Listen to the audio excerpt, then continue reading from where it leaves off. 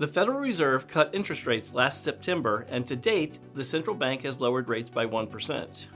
But over the same time period, long-term Treasury yields are higher by nearly 1%. Additionally, the economic data has been coming in weaker than expected, which usually means interest rates move lower as well. They haven't. So in this edition of the LPL Street View, we unpack the recent price action in the Treasury market and ask the question, is the bond market broken? After enduring the most aggressive rate hiking cycle in decades, fixed income investors were likely thinking it would be an easy road to lower yields and higher prices once the Fed started cutting interest rates. Unfortunately, that hasn't happened. In fact, the opposite has happened.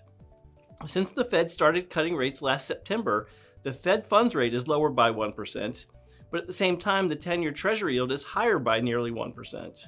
This chart by Bianco Research highlights the unusual reaction of the 10-year Treasury yield after the first rate cut. Only 1981, at the heights of the highest inflationary pressures ever here in the US, did the 10-year yield move higher than the recent move. As highlighted during rate-cutting campaigns, long-term yields tend to drop, not rise. Making this recent move higher in yields even more particular is that the economic data has been coming in weaker than expected. This chart highlights the Bloomberg Economic Surprise Index, which is an index that measures the difference between actual economic data and the median forecast from Bloomberg surveys of economists. When the economic data comes in better than forecast, the index value rises, and vice versa. Moreover, when the index's direction changes, you tend to get a change in direction in Treasury yields as well. That is, the index and Treasury yields are positively correlated. So while the Economic Surprise Index had been showing positive strength during the fourth quarter, the index has recently turned negative, meaning economists are currently overestimating the strength of the economy. But Treasury yields have continued to move higher. That doesn't typically happen either.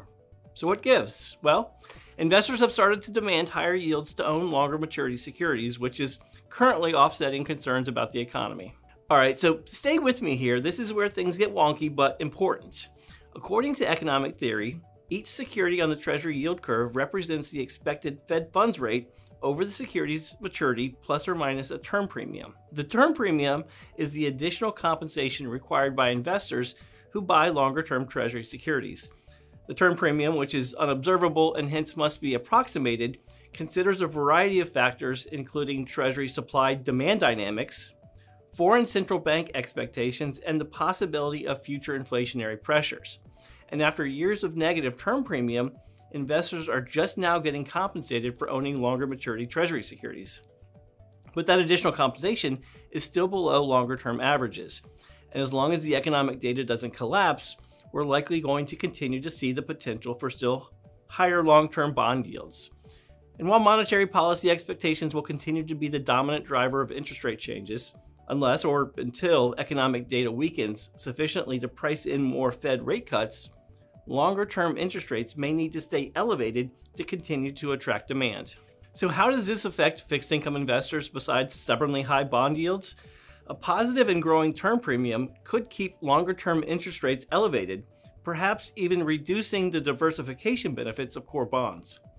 While we still believe Treasury securities will be the safe haven choice in the case of a broad macro equity market sell-off, they may not be the best defensive option for garden variety equity market sell-offs.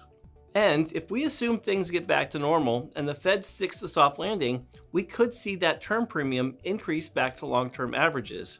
So despite the recent move higher in yields, we still don't think right now is a good time to overweight duration in fixed income portfolios.